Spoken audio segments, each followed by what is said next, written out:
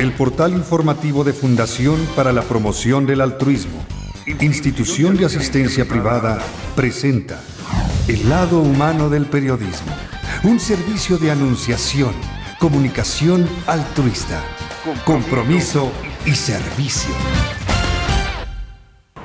Hola, ¿qué tal? ¿Cómo están todos ustedes? Me da mucho gusto saludarles. Esto es www.anunciacion.com.mx, un espacio de encuentro de la sociedad civil con el mundo entero, desde México, para dar soluciones, por lo menos a América Latina.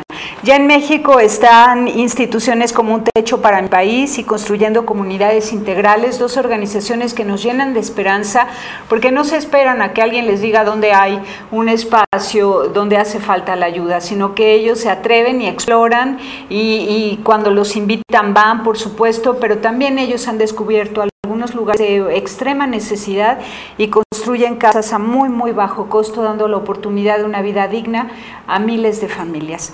Están con nosotros Santiago Reyes Orozco, director de Construyendo Comunidades Integrales, Asociación Civil, y Juan Carlos Colín Irazábal, director social de Un Techo para mi País, Asociación Civil. ¿Cómo están? Buenos días. Muy bien, muchas gracias. Buenos días, muy bien. Gracias por estar aquí. Pues son de los programas más lindos, así que me dispongo a disfrutar de la esperanza que ustedes con su quehacer nos transmiten. En México hay muchísimos problemas, todos los días estamos denunciando los problemas en las soluciones que la sociedad civil ofrece. Ahora el tema de la vivienda pues es algo muy esperanzador, ¿no? Platíquenos, ¿quién nos cuenta? ¿Construyendo comunidades integrales? Sí. Sí, Santiago. Yo creo que el tema de la vivienda, efectivamente, en esta denuncia de esos factores de desigualdad social que aquejan a nuestro país y a toda América Latina y a tantos países del mundo, el tema de la vivienda es fundamental, es crítico, es clave. Hay muchos temas, ¿no? Está la salud, está la educación, pero el tema de la vivienda, de alguna manera, es de lo que es más importante atender primero, porque en la vivienda es donde se puede formar el hogar, y en el hogar se puede formar la familia. Si eso no se da, si se desintegra la familia, se desintegra el núcleo de la sociedad, que es la familia, ya se empezó a desintegrar la sociedad. Si no tienen las familias de escasos recursos que viven en la Sierra Norte de Puebla o en el Estado de México o aquí mismo en el Distrito Federal un hogar digno donde vivir, seguramente a muy corta edad los niños, los varones se van a ir de su casa, probablemente a formar pandillas, probablemente a la calle, a Estados Unidos. Y primero con la intención de ir a conseguir dinero para afincar una casa, precisamente. Exactamente. Y entonces es terrible, se van para trabajar, para tener los recursos, para afincar una casa, y si les podemos ahorrar esos riesgos de callejerismo, de ser presa fácil del narcotráfico, la delincuencia organizada, la mafia, exactamente. ¿no? Y entonces, y probablemente ni siquiera con su esfuerzo, en muchos años puedan lograr construir una casa digna. Ni siquiera con muchos años de esfuerzo, de trabajo, a veces legal, a veces no, pueden conseguir esa casa digna. Y a veces ahí los vemos, ¿no? En los pueblitos, la producción social de vivienda, que es esas casas que van haciendo poco a poco, conforme les cae un dinerito, logran ahorrar algo, compran otro bulto de cemento, compran bloque y empiezan a armar, y ahí va una pared, y ahí va la otra, y poco a poco, ¿no? Pero se pueden tardar muchos años o toda la vida, como hay comunidades que generaciones y generaciones han vivido en esa misma situación. Y es que, mira, una vez entrevistamos a organizaciones altruistas dedicadas al tema de la educación en México y denunciaban que de ellas no dependía la circunstancia, el contexto familiar, económico, social, político en el que vivían estos niños, y que llegaban con hambre, llegaban con sueño, mal dormidos, mal alimentados, seguramente no tenían ni un espacio donde poner el cuaderno para hacer las tareas. Entonces, que la deficiencia en el aprendizaje tiene mucho que ver con el desorden que se vive en casa por no tener una buena casa, ¿no? Sí, justamente como la vivienda, el tener una vivienda digna o no, puede influir en uno de los temas más decisivos del desarrollo de México, que es la educación, en la salud, en la integración familiar, en la violencia intrafamiliar, en muchísimas circunstancias.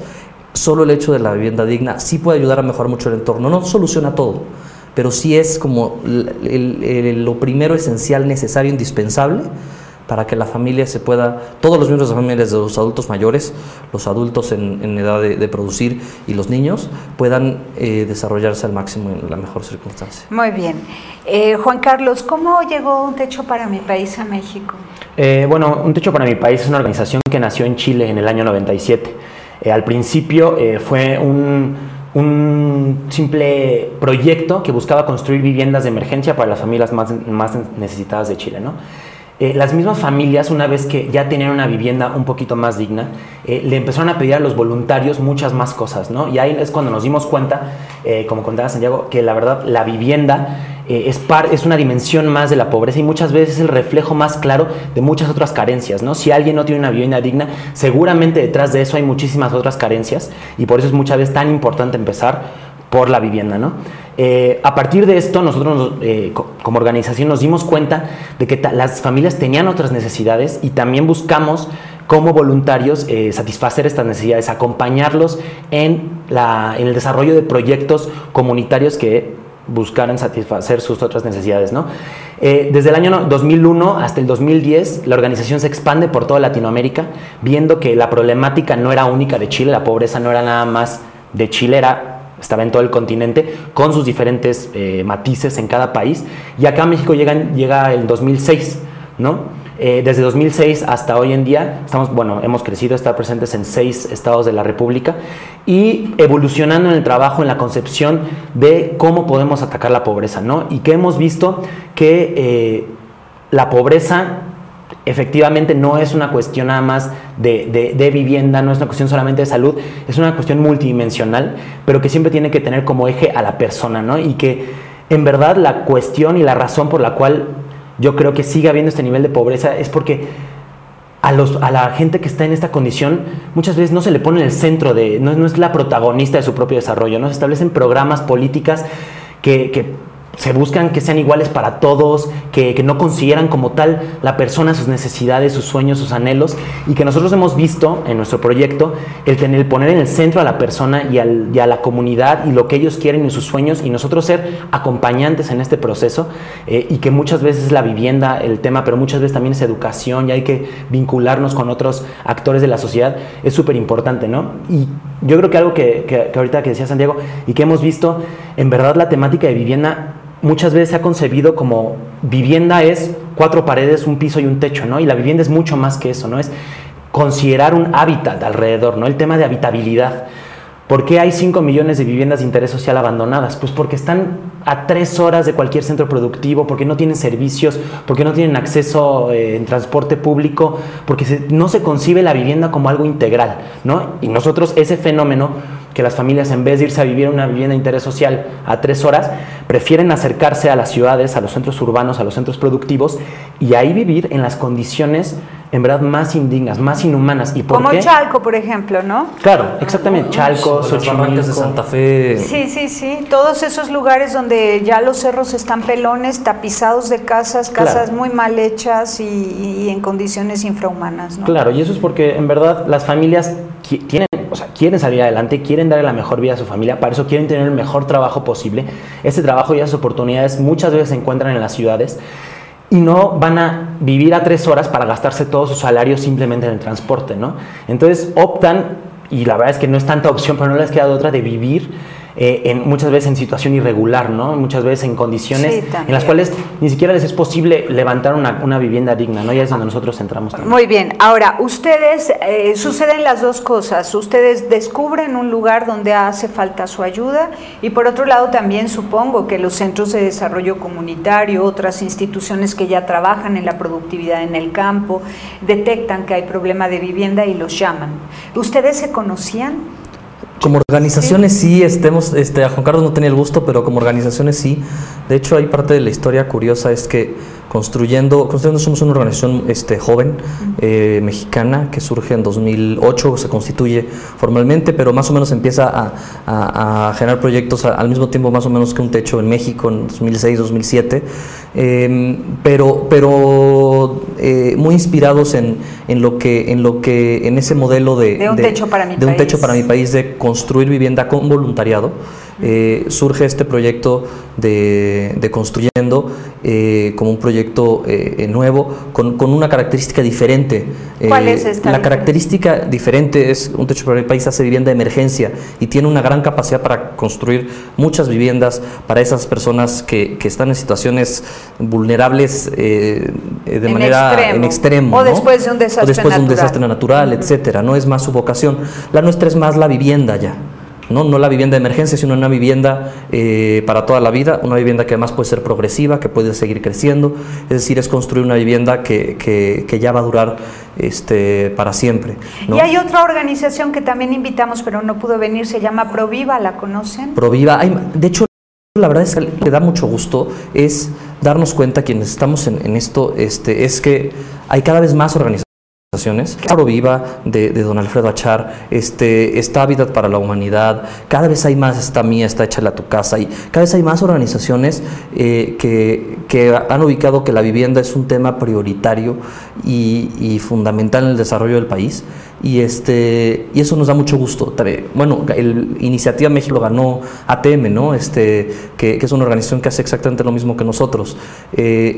Nos da mucho gusto a nosotros ver eso. ¿Por qué? Porque quiere decir que se está empezando, la sociedad se está empezando a dar cuenta que ahí hay un foco rojo, que es crítico y que además es muy fácil involucrar a la sociedad civil en esta solución, ¿no? Que es lo que ambas organizaciones hacemos, es decir, involucramos a la sociedad civil, al voluntariado, a solucionar, apoyar a esas comunidades, como sea, acompañarlas en su desarrollo, pero que no estén solos y aislados, ¿no? Y también coinciden, ¿verdad?, en que es el voluntariado que va a participar, los donantes que van a participar, los municipios que alguna responsabilidad tendrán también de ceder los territorios, ¿no? Y que haya el título de la propiedad o algo así, y por otro lado la misma comunidad que trabaja.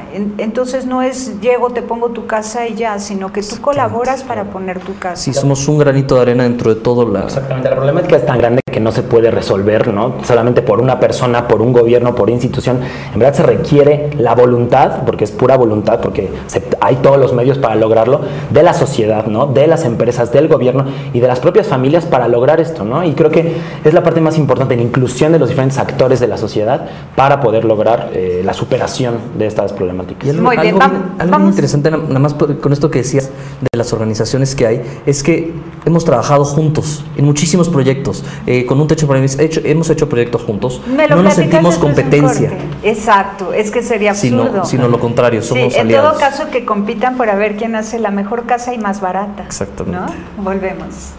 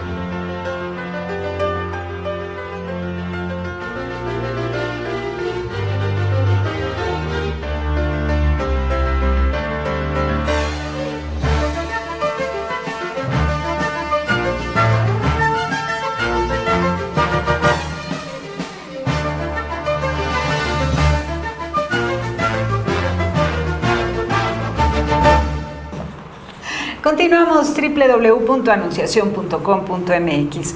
Construyendo comunidades integrales y un techo para mi país. Dos instituciones que nos llenan de esperanza, y desde este programa un saludo a Proviva y a un hábitat para mi país. Hábitat, ¿no? Para la humanidad. Para la humanidad, que de verdad son instituciones hermosísimas que están trabajando por México y haciendo viviendas dignas para las familias de este país tan depauperado, amedrentado y lleno de violencia. Juan Carlos Colín, bueno, tú nos ibas a platicar, ¿verdad, Santiago? Pues solo mencionar que la verdad es que da gusto ver que las organizaciones que estamos atendiendo la misma problemática, cada una con diferentes características, pero que trabajamos juntos muchas veces. No nos sentimos competencia, no peleamos, porque necesidad hay, sobra, es decir, la necesidad de vivienda en México no nos la acabamos entre todos en muchos años, desafortunadamente. Entonces no hay campo para la competencia, sino para la sinergia, donde podamos trabajar juntos. Lo hemos hecho, Un Techo para el País y Construyendo hemos trabajado juntos, y con otras organizaciones Construyendo también lo hemos hecho, sería tonto no hacerlo, sería ilógico, porque tenemos recursos limitados, personal limitado, y podemos hacer sinergias y multiplicar el impacto social que logremos al trabajar juntos muchas de estas organizaciones que trabajamos en vivienda y otro tipo de organizaciones que no se dedica a vivienda, pero que puede, como decía Juan Carlos, formar parte de ayudar a solucionar parte de la problemática, que es enorme y que no solo se reduce a la vivienda, ¿no? Muy bien. Juan Carlos, ¿tú crees que en esta experiencia de Un Techo para mi País y de construyendo comunidades integrales, en fin, este tipo de experiencias, te hace darte cuenta que en verdad se puede vender lo mismo pero más barato? Y que el sistema de libre mercado ha sido de verdad un atentado a la paz social. O sea, es que es lógico, dices, es que se puede vender lo mismo pero más barato. ¿Cómo es posible que puedo construir una vivienda en 25,000 pesos, en 30,000, en 50,000 pesos, y que esa misma casa de esas mismas dimensiones la venden en otro lugar en 500,000, 800,000, $1.5 millones de pesos? Claro, yo creo que definitivamente el fenómeno que vemos detrás de todo esto es la desigualdad, ¿no? Y esta desigualdad que se genera muchas veces por el sistema en el cual estamos viviendo, que bueno, no creo que estamos aquí para cuestionar el sistema está bien o mal, a dónde nos movemos, ¿no? Pero definitivamente se está generando una desigualdad muy, muy fuerte, ¿no? Y que en México, ¿no? Es en verdad absurdo, ¿no? La otra vez yo estaba, en algún momento escribí un texto y pensando, ¿no? Aquí tenemos al hombre más rico del mundo y a la vez tenemos al municipio más pobre de toda Latinoamérica, ¿no? O sea, ¿cómo puede ser que en un mismo país coexistan estas dos realidades, ¿no? Y que nos hemos dado cuenta a través de la experiencia en toda Latinoamérica, que el fenómeno se repite, que en verdad no es como que seamos un continente pobre, ¿no? Sin recursos, es un continente súper rico, y creo que México es el máximo ejemplo de la riqueza natural que tiene, ¿no? ¿Y por qué sigue habiendo estos niveles de pobreza? ¿Por qué hay 52 millones de personas viviendo en condición de pobreza? Es un tema de desigualdad, es un tema en verdad que nos preocupa, ¿no? Y que nosotros buscamos, antes que nada, aparte de a través de la intervención, también generar esta conciencia social, ¿no? O sea, en verdad, que esto que muchas veces no conocemos, no vemos, y tal vez en nuestra vida diaria no tenemos por qué enterarnos ni saber que hay 52 millones de personas en pobreza, ¿no? O 11.7 en pobreza extrema, porque están ahí escondidas, excluidas, marginadas totalmente, y que para nosotros de las cosas más importantes es no solamente trabajar junto con las familias, sino visibilizar la situación en la que están viviendo, pero también el esfuerzo de los voluntarios, el esfuerzo de las empresas, el esfuerzo de algunos gobiernos para solucionar, ¿no? la problemática. Entonces, para mí es una cuestión de desigualdad terrible, pero que también se puede solucionar si la sociedad entera, ¿no? Tiene la voluntad para hacerlo, y todo empieza con generar conciencia y decir, esto no es normal, o sea, no es normal que haya 52 millones, que a veces se ha hecho hasta normal, ¿no? Así como que, bueno, hay gente que dice que es un mal necesario, ¿no? Y que dentro de un sistema capitalista tiene que haber pobreza para que haya riqueza. Bueno, yo en verdad estoy entonces en total que no existe el capitalismo, si esa es la condición para que exista. No, y que al final de cuentas el generar riqueza, el ser productivo no tiene nada de malo, pero un sistema que excluye casi a la mitad de tu población y la hace vivir en una condición tan vulnerable, no es... Generar riqueza no está mal si es para compartir, para distribuirla adecuadamente, claro, ¿no? Ahora, qué bueno que tocas este punto, porque aquí hay una gran preocupación. Urge hacer filosofía del altruismo y distinguirla del altruista, que es la actitud con la que ustedes viven y realizan su labor, construyendo viviendas, y la otra actitud que es como redistribuir un cachitito de lo que se acaparó, ¿no? O sea, primero acaparo y luego redistribuyo un poquito. Exacto. Eso ya no lo podemos permitir, es una falacia, es una trampa. Claro. ¿Qué proponen? Nosotros creo que ambas organizaciones compartimos una doble misión, de no solo generar un cambio en la vida de una familia, de una comunidad, a través de ofrecerles una vivienda digna a un costo extremadamente bajo y además subsidiado por donativos, etcétera, o esquemas que se logran integrar para que sean accesibles para ellos, sino que incorporamos a la sociedad civil en esas soluciones, es decir, llevamos voluntarios a que ejecuten a que construyan esas casas. Y eso crea conciencia social. La conciencia social no se crea en una conferencia. No, porque ni en te una la digan, conferencia, ni en un libro, ni por ni un en programa un foro, de tele. ni un congreso. No, se crea cuando tienes una experiencia, cuando te enfrentas a la realidad de alguien y ves que con tus manos puedes hacer la diferencia y cambiarle la vida. ¿Qué es lo que pasa cuando nuestros voluntarios van a nuestros proyectos de ambas organizaciones y en unos días de trabajo de ellos levantan una casa y se van a sus hogares y primero valoran el que tienen? Y segundo, dicen, yo solo con dar un poco de mi tiempo y mi esfuerzo le cambié la vida a una familia. Eso ya se le quedó grabado en su mente y en su corazón para siempre. Y eso es lo que nosotros buscamos, crear esa conciencia social en México. Y creemos que estamos siendo protagonistas de del cambio en esa conciencia social. Y además, por un lado está toda la parte primera que vimos como muy desesperanzadora y lamentable de la situación de México, pero a nosotros también nos gusta mucho poner como la lupa en esas cosas buenas que están empezando a pasar y que se van a multiplicar. Empieza a haber en México una conciencia social mucho más alta y refinada y bien educada en los mexicanos que hace unos años. Hoy en día, no sé, ahorita que nos platique Juan Carlos su experiencia, pero nosotros lo que no nos cuesta trabajo conseguir es voluntarios. Voluntarios, hay más voluntarios que quieren ir que casas que logramos hacer. ¿De dónde los captas? De muchas partes. Principalmente empezamos de universidades, porque el proyecto nació de un grupo de universitarios. Entonces, y porque creemos que los jóvenes somos el futuro de México, siempre son lo dicen, ya ¿no? el presente con Yo Soy. Exactamente. Los jóvenes son el futuro de México. Pero después empezó a pasar algo muy curioso, que es que cuando iban los alumnos universitarios y de prepas, etcétera, a construir y llegan a sus casas a platicar tan contentos de la experiencia que tuvieron, pues los papás decían, oye, yo también quiero ir. Y se empezaron a involucrar familias completas, grupos de familias. Y de ahí los padres de familia, empresarios y empresarias, de todos los tipos y niveles, empezaron a decir, bueno, esto, ¿por qué yo lo quiero llevar a mi empresa y quiero que mis empleados realmente sean socialmente conscientes y no solo, como decías tú, vemos ahí un marginal de nuestra riqueza, de nuestras utilidades? Quiero que mis empleados realmente tengan esta experiencia. Entonces empezaron a involucrar también empresas. Entonces hoy en día nuestros voluntarios provienen de escuelas y universidades, familias, yo creo que casi más de la mitad, más del 50% de nuestros voluntarios son grupos de familias que desde el niño más chiquito hasta el papá van juntos al proyecto. Y últimamente empieza a haber un gran interés de muchas empresas de involucrar a sus empleados en estos proyectos. Y eso nos da a nosotros un mensaje muy esperanzador, que es, hay muchísima gente queriendo hacer algo por su país. El punto es poderles ofrecer una opción concreta de cómo hacerlo y que después ya ellos, con esa conciencia social, en su ámbito cada quien, lo viva así, con esa conciencia en su mente. Muy bien.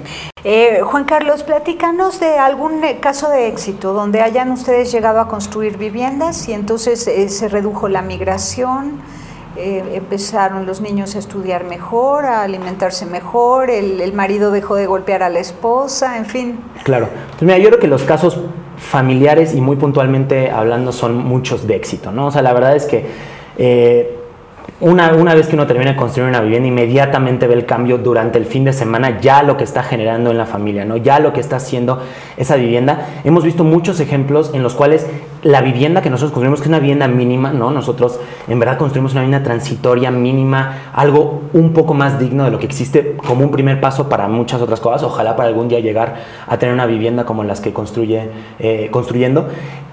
Pero yo creo que a nivel comunitario es donde el impacto hemos visto que es mayor, ¿no? O sea, cuando en verdad una comunidad se empieza a concebir como tiene ya una identidad, se empieza a organizar, empieza a participar, empieza a exigir, empieza a ver cómo hacerle para no solamente desarrollar un proyecto de vivienda, sino un proyecto de infraestructura, de educación, ver a la comunidad motivada, con esperanza, exigiendo. Yo creo que este cambio también de mentalidad en las personas mismas, de decir, no voy a morirme pobre, mis hijos no tienen que morir pobres y ser pobres como yo, no, sino en verdad, si nos organizamos, si trabajamos, yo creo que ahí está la clave, ¿no? En verdad, en generar esta conciencia también en las familias de decir, oye, yo no tengo por qué vivir así, no es justo, yo también tengo derechos, tengo obligaciones y también es bien importante empezar desde ahí a cumplirlas, pero también puedo exigir derechos, puedo exigir mucho y en verdad ver a líderes comunitarios pararse, exigir y decir, ¿sabes qué? O sea, estos son mis derechos, no están siendo respetados, están siendo vulnerados y voy a exigir, no voy a pedir, no voy a ir a pedir limosna, a pedir caridad, voy a exigir lo que me corresponde. Claro. Es algo, yo creo que uno de los mejores momentos de éxito. Tuvimos un encuentro de líderes comunitarios en Perú el año pasado, en el cual fueron 100 líderes comunitarios de 100 asentamientos de toda Latinoamérica. Y ahí, después de una semana de reflexión, elaboraron un manifiesto que lo entregaron en la alcaldía de Perú, de Lima, y decía, estamos hartos de que no nos escuchen, estamos hartos de no ser tomados en cuenta. Somos gente que tenemos derechos, tenemos obligaciones, queremos y podemos participar, tómenos en cuenta, estamos dispuestos a trabajar, ¿no? Entonces, este cambio de visión de no soy una persona que extiende la mano y pide, sino una persona que se levanta y exige y cumple con lo que le toca, creo que es el cambio más trascendental, más allá de ver el impacto también increíble que genera la vivienda en ambos casos. ¿Cuánto dura la vivienda? Nos vamos a un corte, solo dinos. La vivienda de nosotros está planeada para que dure entre 15 y 20 años. Bueno, en ese tiempo puede estar haciendo fila de espera para que llegue construyendo. Nuestra ¿no? misión es el único proceso de esa vivienda es que en ese momento tengan, o sea, es una solución de emergencia. Bueno, por 15 años está muy bien. Claro, y esperando que en esos 15 años logremos trabajar con la comunidad para llegar a unas soluciones definitivas a sus problemáticas. Claro que sí. Vamos a un corte y regresamos.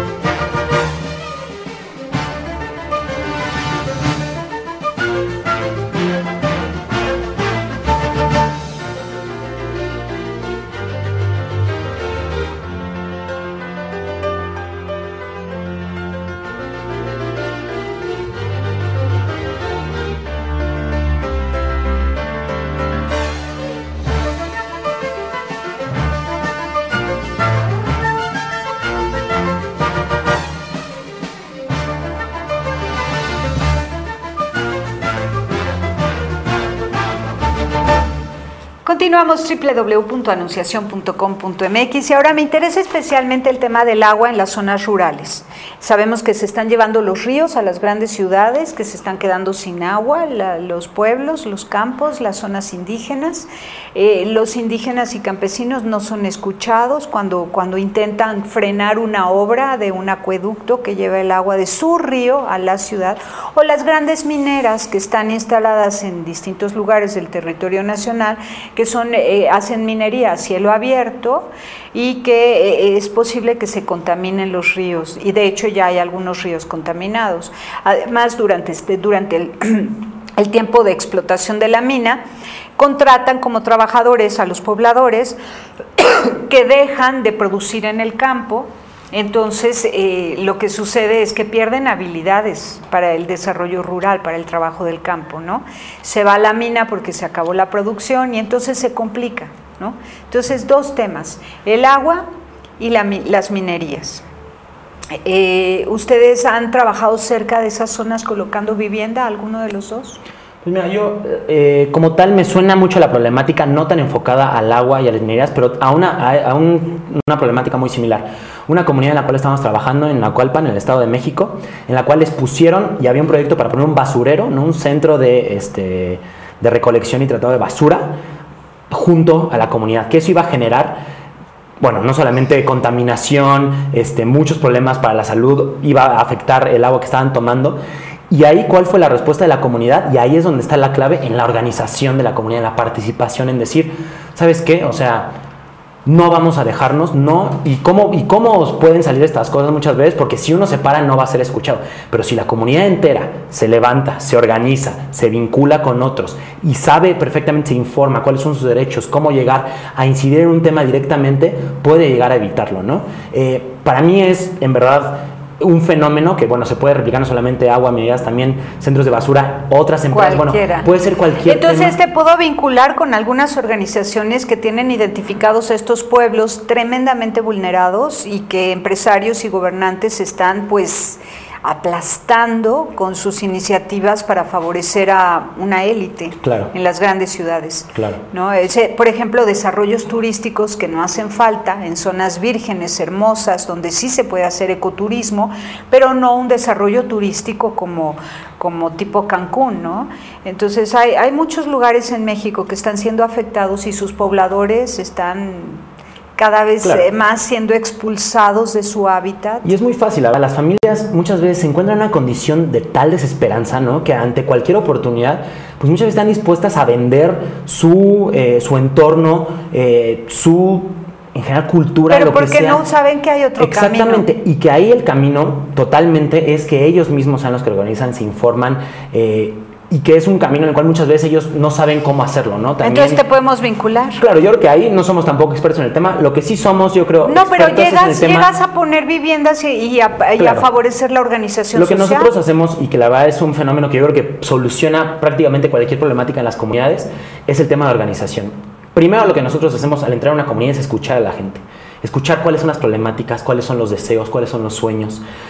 Juntamos la opinión de todas las familias que muchas veces piensan que es solamente su idea, su visión, su sueño. Las juntamos y les decimos, miren, esto es lo que piensa toda la comunidad. Y ahí se dan cuenta que los sueños, necesidades, deseos de una familia también son los de la otra y la otra y la otra.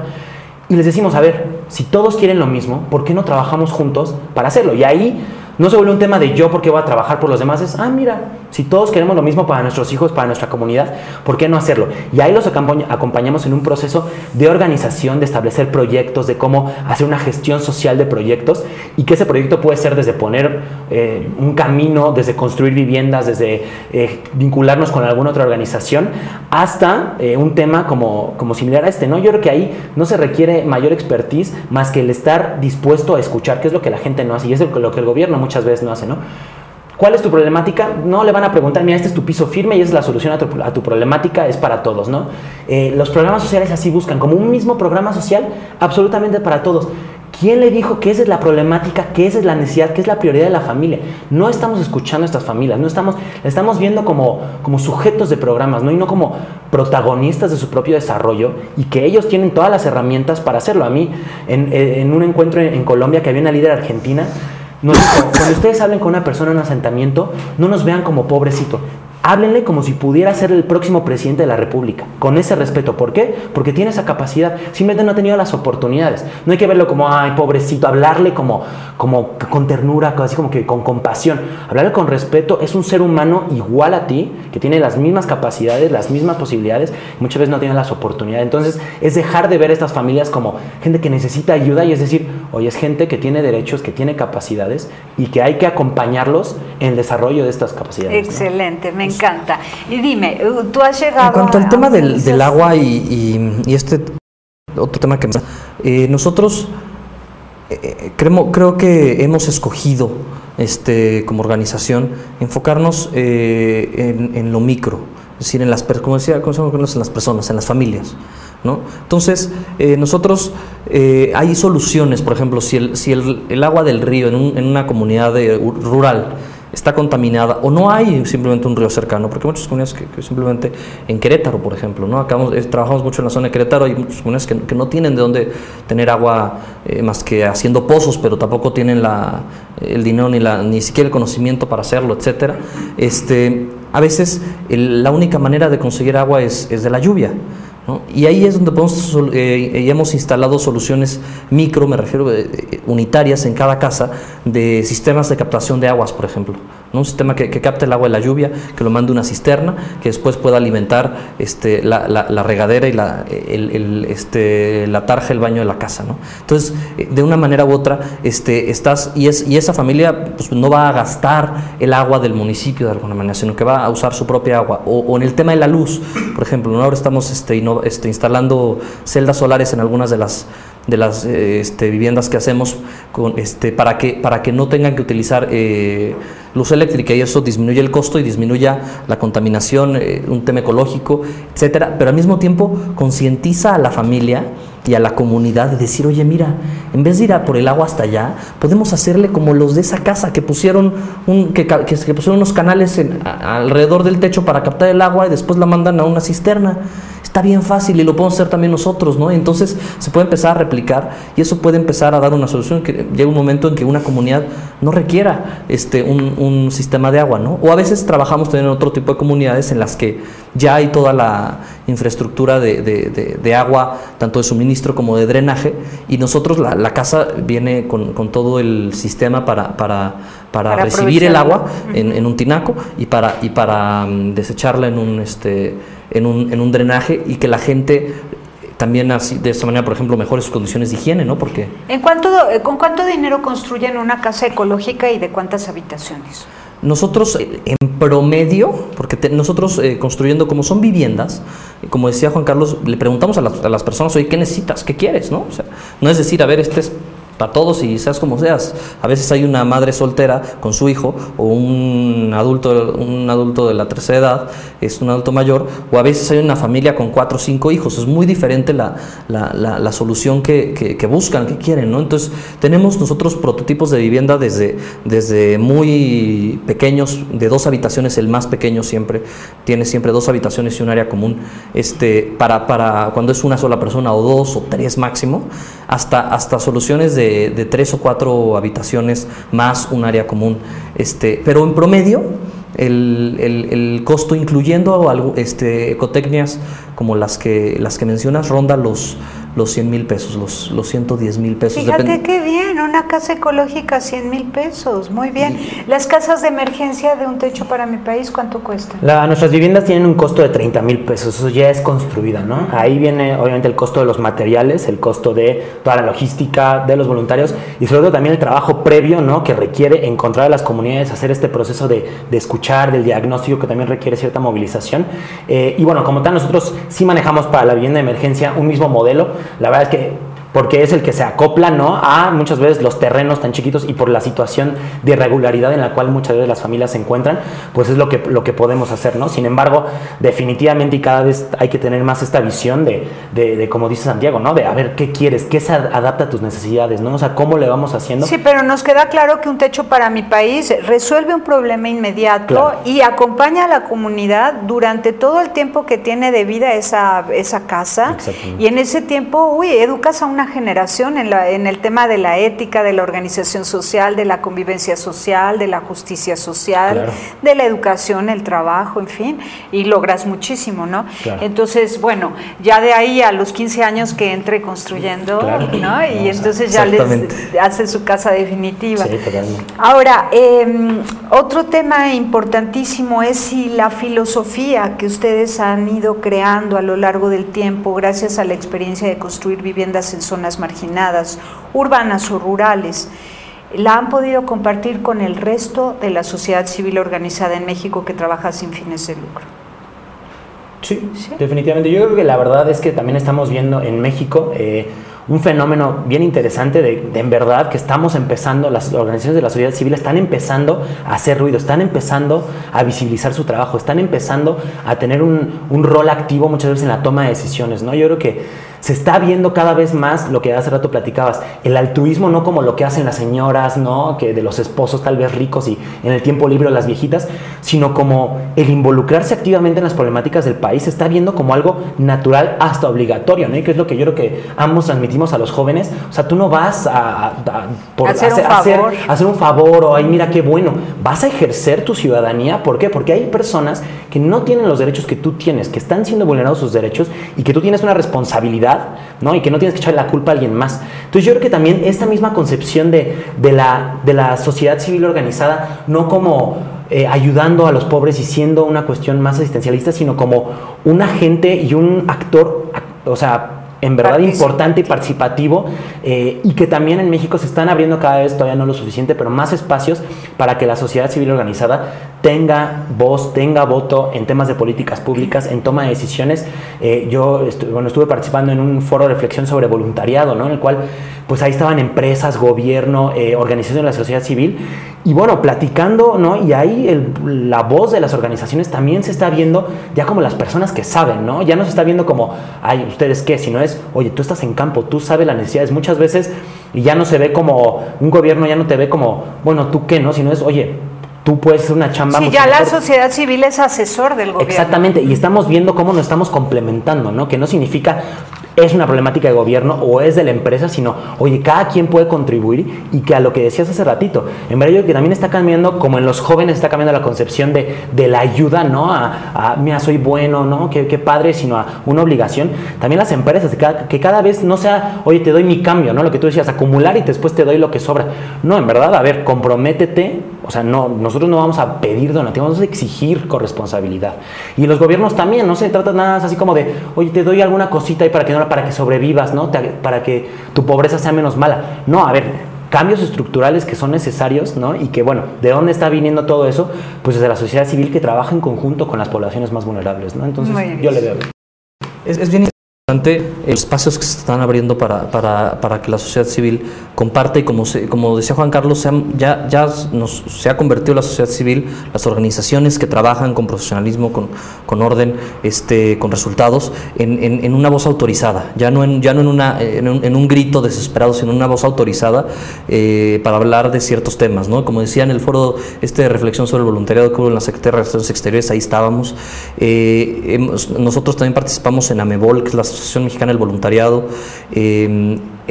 Por ejemplo, un caso que a mí se me hace de éxito es CONAVI, la Comisión Nacional de Vivienda, que hoy en día ha orientado y está modificando la política pública de vivienda a nivel federal, de acuerdo a la retroalimentación que reciben de organizaciones de la sociedad civil. Hemos tenido muchas sesiones a lo largo de los últimos años de intensivas de congreso, de estar varios días compartiendo de aquí para allá, y han ido modificando los reglamentos, las normas de operación, etcétera, para bajar subsidios de vivienda, escuchando a las organizaciones de la sociedad civil muchísimo, ¿no? Entonces empiezan a crear modelos ya, incluso combinando el modelo comercial con el modelo no lucrativo, en un esquema en el que una vivienda incluso vendida, no como nosotros lo hacemos, que es prácticamente subsidiada, sino con un costo para el beneficiario, pero con una vivienda comercial a un costo de 150, 140 mil pesos, que es otra cosa a los claro. 400 o 500 que otras vivienderas de interés social ofrecen, ¿no? Entonces, integrando un subsidio del gobierno, una parte de crédito, una parte de aportaciones, se empiezan a crear esquemas. ¿Por qué? Porque la sociedad civil ha sido propositiva. Ahí Échale a tu casa, Hábitat para la Humanidad, que lamentablemente aquí han sido de los protagonistas en ese tipo de cambios en el mismo gobierno, ¿no? Entonces eso da mucho gusto, el ver que las organizaciones de la sociedad civil empezamos a hacer una voz autorizada en estos temas. Ay, qué bueno. Ya ven, yo dije que este sería un programa que me llenaría de esperanza. Bueno, ¿han llegado a las comunidades indígenas tarahumaras, yaquis, coras? Nosotros todavía como tal, el único lugar donde hemos trabajado con poblaciones indígenas es en el Estado de México. En algunas comunidades, Mazahuas, en el Estado de México. Pero bueno, como tal no es todavía algo que nosotros manejamos tanto. Nosotros sí nos enfocamos hoy prioritariamente en una pobreza urbana, ¿no? Que es donde vemos esta mayor exclusión. Sin embargo, vemos que también el día que haya que llegar ahí, sobre todo con esta concepción de organización comunitaria, ahí vamos a enfrentarnos a un tema fuerte, ¿no? Cultural, de que ellos ya manejan una cuestión por su propia cultura de organización, de participación, y que nosotros vamos a tener que ver cuál es nuestro rol con ellos, ¿no? O sea, y en general pasa con cualquier comunidad. ¿Cuál es tu rol en esa comunidad? No es el de llegar y paternalistamente solucionarles la vida, ¿no? Se trata de una igualdad, de acompañar y de tú también ubicar tu lugar, y para nosotros eso, este acompañamiento, ¿no? Entonces será un gran reto, y cuando hemos trabajado con las comunidades ha sido una experiencia muy interesante, pero sobre todo yo creo que independientemente de la cultura, de la religión, siempre se repite la vulnerabilidad, y también, pero también independientemente las familias de a qué se dediquen, de qué sean, de dónde vienen, pues siguen siendo seres humanos con todos los derechos, ¿no? Y que a nosotros nos toca asumir esta cuestión de humildad, de escuchar, de acompañamiento, y dejar que ellos sean los protagonistas, ¿no? Yo creo que pues muy bien, yo creo que eso mismo y te puedes llevar sorpresas muy gratas en comunidades indígenas. Seguramente, sí. En el caso de ustedes, ¿han llegado con los otomíes quizás, ya que trabajan en Querétaro? Hemos trabajado con otomíes, hemos trabajado con comunidades náhuatl. En el Estado de México, en la zona norte están los Mazahuas, en la zona sur es otro tipo de comunidades indígenas donde también hemos trabajado, y donde es bien interesante porque, como dice ahí su forma de organización es diferente, y tiene un líder indígena, además de la autoridad gubernamental. Hay un líder indígena, y es primero sentarse con ellos y decir, bueno, a ver cómo están, qué necesitan. Nosotros pretendemos traer este tipo de proyecto para acá, qué opinan, lo quieren o no lo quieren. Y si lo aceptan, ¿no? Es interesante, es difícil, no es fácil trabajar en comunidades indígenas, no, es muy necesario, pero no es fácil. No siempre la sociedad sabido cómo entendernos, pero sí lo hemos logrado porque nos hemos acercado con otras organizaciones que ya trabajan en la zona y que ya las comunidades indígenas los reconocen como una organización aliada. Y entonces nosotros entramos de la mano con ellos. Entonces es mucho más sencillo que llegar de la nada a decir. Naturalmente hay una resistencia, y es evidente porque han sido engañados y han sido despojados muchas veces, pero entonces nosotros buscamos aliarnos con alguien que ya tenga una buena y que nos oriente de cómo hacerlo, porque no somos expertos en la materia indígena, para que podamos junto con ellos entrar en un programa. Hay mucha necesidad en otras comunidades más alejadas, como es los rarámuris en la Sierra Tarahumara. Hay muchísima necesidad. Sin embargo, desafortunadamente, por un lado, no hemos tenido la capacidad de atender toda la necesidad que hay en el país. Afortunadamente, poco a poco vamos creciendo hacia esos espacios, expandiéndonos a más estados. Hemos abarcado nosotros desde estados como Nuevo León hasta Quintana Roo, muchos estados alrededor de toda la República, pero no es sencillo. La necesidad nos rebasa, pero afortunadamente, como digo, el mensaje esperanzador es que cada vez hay más gente dispuesta a ayudar. ¿Hay cifras del rezago de vivienda en México? Ya con eso nos vamos. Sí, más o menos me parece que son 19 millones por ahí de personas que tienen la carencia a la calidad de espacios de vivienda, ¿no? Y que ahí hay muchos factores que influyen, ¿no? No solamente el piso de tierra, la condición de las paredes del techo, pero sobre todo también, bueno, la seguridad de la tenencia de la tierra, que es una problemática terrible, los servicios, la distancia, pero bueno, estamos hablando en verdad de que tal vez una sexta parte, un poquito menos, de la población tiene esta carencia, ¿no? Y que en verdad, y como decía Santiago, si no tienes eso, pues, ¿cómo te vas a preocupar por muchas otras cosas, ¿no? Por participar, por hacer de tu comunidad un lugar mejor. Está complicado, ¿no? Y yo creo que La problemática, como él decía, la verdad es que nosotros siempre hemos pensado cuándo vamos a llegar a Oaxaca, cuándo vamos a llegar a Chiapas, porque nuestro modelo requiere que jóvenes estén ahí semanalmente, ¿no? Trabajando junto con las comunidades, y en esas comunidades tan aisladas es difícil, ¿no? Pero tenemos que llegar, o sea, vamos a ver cómo le hacemos, pero pues tenemos que lleguen, lleguen. Vamos a llegar.